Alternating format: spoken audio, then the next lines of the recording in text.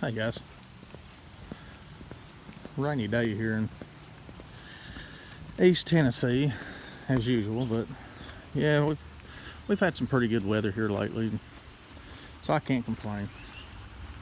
Anyways, we're getting ready to go to Pigeon Forge and Gatlinburg, and of course I've been ready for the last 30 minutes or so. And I'm waiting on the wife, so whatever. Good a time as any to come out and make a quick video on this 88. I bought this thing 3 or 4 days ago, maybe a week ago. I don't know. I've had so much going on here lately, it's hard for me to keep up. I shouldn't have bought this thing. I did not need another project. I've got so many, and but the price was right. A friend of mine at work had this thing, and of course I was bored and texted him one night, and we kind of worked out a deal, and I hooked the trailer up and went and got it. So here it is. When I got this truck, it was just a body. There was a motor and transmission laying in the back, and I took it by my dad's and used his shop to set the motor and transmission in it, and then brought it down here. Of course, I haven't got my concrete done yet, but it's another deal. Again, I've just got so many projects to be dealing with. But anyway, I set the motor and transmission in it. It took a couple hours. Just got it set in there, got the motor mounts bolted up. Of course, you can see there's 2 power steering pumps. I don't know what I was going on here, but I'll get it straightened out. The biggest thing, when I went and looked at the truck, he hadn't cut any of the wires. So that's a big plus to me. If those would have been cut, I would have never fooled with the truck. It's not a hard fix. I've put harnesses in trucks, but you know, this thing ain't got a whole lot going on for it. So one more thing might have been its demise. It was already a parts truck. He had an extended cab truck, and he had several kids and stuff, so this was kind of his parts truck, and it's been sitting for a while. So I bought it.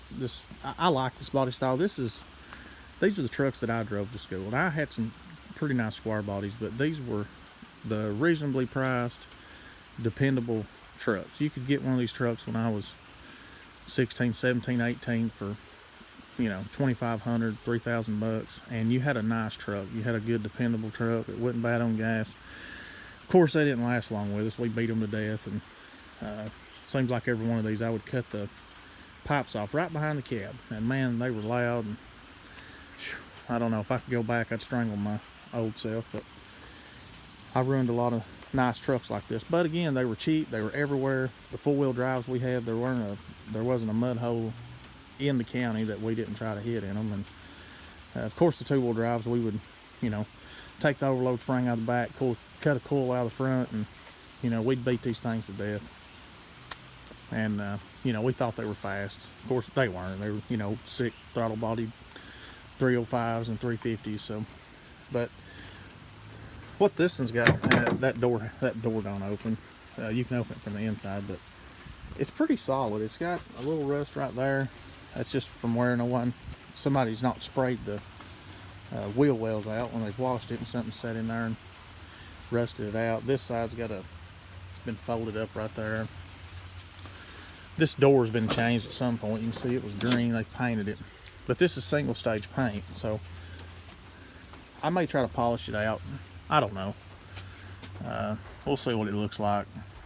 Of course, the interior is about gone. Again, it was a parts truck, so they've used a lot of stuff. It's got one door panel left, and of course this seat, and there's not much to that. I may take it out and take it to Angie Dixon when she's free down there at Gas Axe Chop Shop, and let her recover that thing. I don't know if I want to go back red or blue, or just leave it brown. I'm not a big fan of the brown, but I don't know. I'm thinking about painting it. I can paint vehicles. I'm not the best, but I can do it. Especially white or silver or something. It lays pretty good. This door, it needs a little, I think it needs pins probably.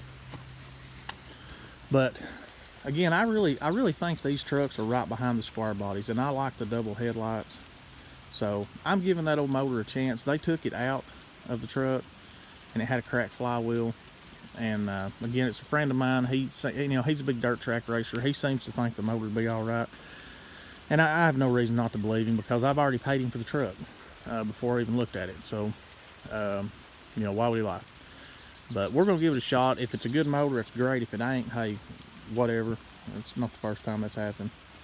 I'll just at least I'll have everything back and have everything there, all the bolts and sensors and stuff, and it won't be hard to put another motor in it.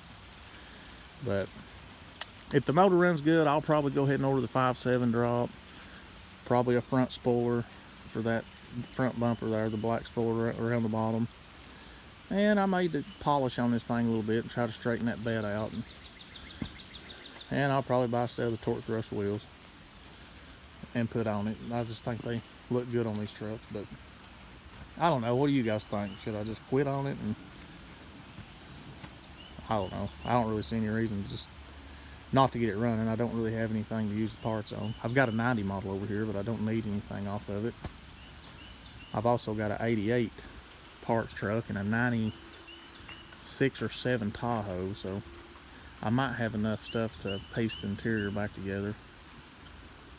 I don't know. I could go several ways. Tell me what you guys would do with it. I mean, I'm sure I'm going to end up with too much in it. That's just the story of my life.